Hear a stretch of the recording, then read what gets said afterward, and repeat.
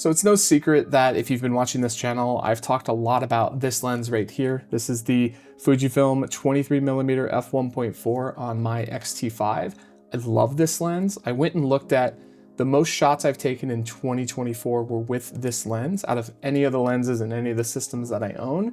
So I was pretty happy seeing that because I do love the lens. I made a video, which I'll link below, about why that 23mm is so special, but there's one downside with it. It's super expensive. However, I've been on the lookout for the past year or 2 years for a smaller, lighter 23mm equivalent lens, but very fast and a good aperture. And I haven't found one until now. So this is the new TTArtisan 23mm f1.8 lens from TTArtisan, and it's an autofocus lens. TTArtisan, if you haven't heard, are absolutely killing it right now.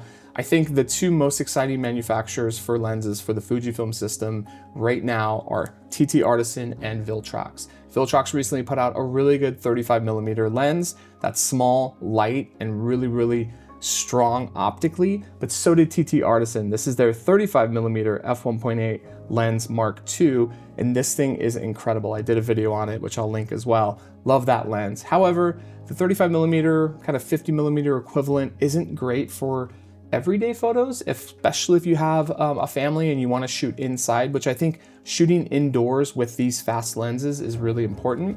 So enter the 23mm f1.8. This lens, I recently got a chance to try it out early from TTArtisan, so thank you TTArtisan.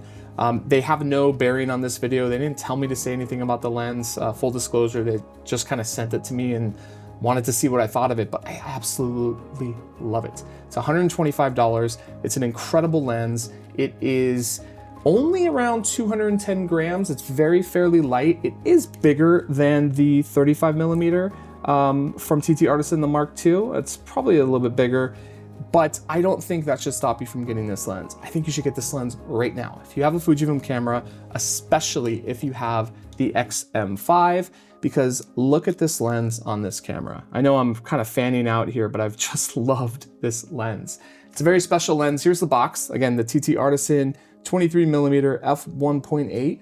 It is a really special lens. I think the time that I've done shooting with it, a couple of things I realized that it's incredibly cheap, very well built. You're gonna hear a lot about this 35mm in the upcoming months if you haven't already, how well built it is. This lens is built exactly like that 35mm.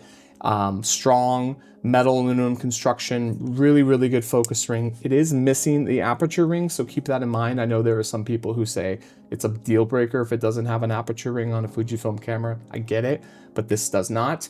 I'm looking at some numbers here. It's f1.8. The minimum aperture is f16, to keep that in mind.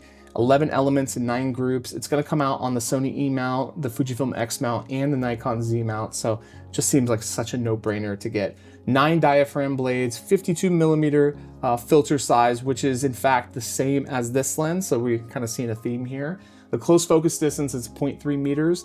It's just been an incredible lens to use. I'll share some photos, like I said, of it at the end of this video, but I just want to talk about why this lens is so important right now for Fujifilm. Because right now for Fujifilm, if you want to get a cheap autofocus lens that's relatively fast, that has good optical quality, really the only option is the 27 f2.8 at this kind of focal length. And the thing about that f2.8 27mm lens from TTArtisan is it's incredible, but it's a pancake lens. The Fujifilm lens is about 10% better than that TTArtisan 27mm lens, only because it has some vignetting and it has some other kind of quirks, but it's a lot cheaper, and I still can't find that Fujifilm 27mm lens anywhere for sale. So again, availability is big. Back to the 23mm though, I think it's really important to note that for $125, you are truly getting an incredible lens. Unbelievable. Now, what are the downsides? Let's be very honest. It has vignetting wide open. I had to stop down to about f2.8 to actually get some vignetting improvement, but in post, it's very easy to correct. I think the other thing to keep in mind is the focus I'm noticing on this one. It's supposed to have the same focus motor as the 35mm, but I am noticing that this lens tends to, at least on the XM5, tends to kind of do that rack where it goes in and out. But it's a very fast stepping motor. It doesn't seem to be very loud. It's very quiet, but I do get some weird kind of hunting issues that I didn't experience on the 35.